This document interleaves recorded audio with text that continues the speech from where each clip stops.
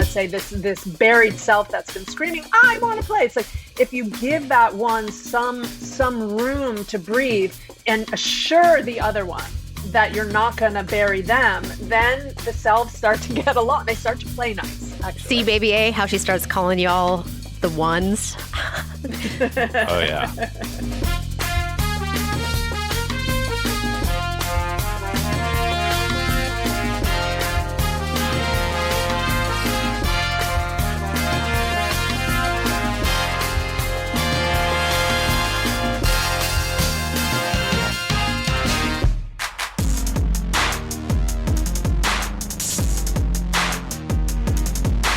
Hello, everybody. Welcome to the Dia Bondi Show, a big, huge podcast for your goals. I'm Dia Bondi, and I'm on a mission to help you ask for more and get it, resource your dreams, and get to your goals faster.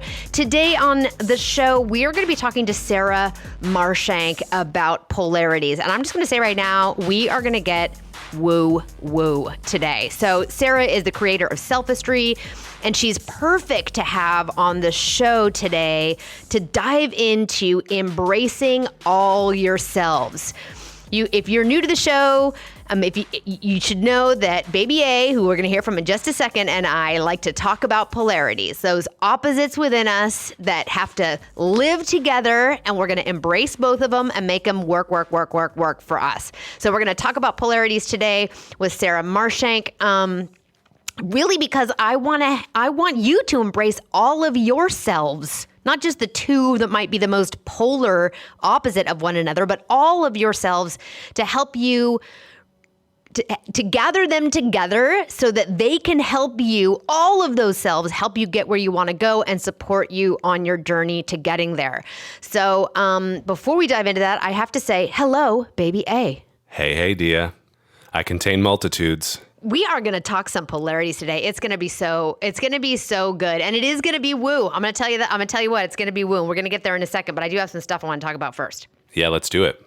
So, I have been doing a lot of communications work lately, and it's just been on my mind, this idea of how I think about mastery. You know, whenever I talk about mastery in my Courage to Impact workshops, or when I kick off a new coaching engagement, you know, I want to orient my clients, and I want to orient all of you listening right now to, when I think about communications mastery, what I mean. So all of my communications work is really focused at helping you use communications as a strike point for your leadership, a tool for advancing and accelerating your mission and goals inside your organization, you know, inside your own leadership.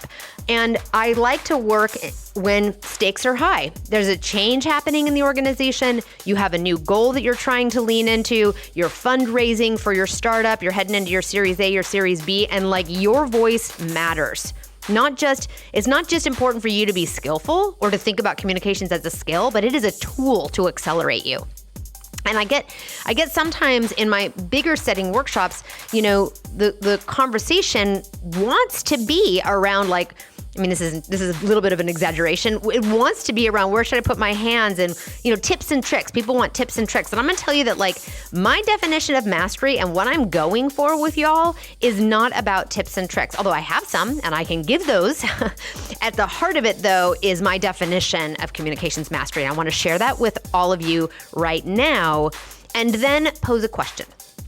So when I think about communications mastery, there are three things that need to be present for me to say, you are on the path to mastery, or you have mastery in this area.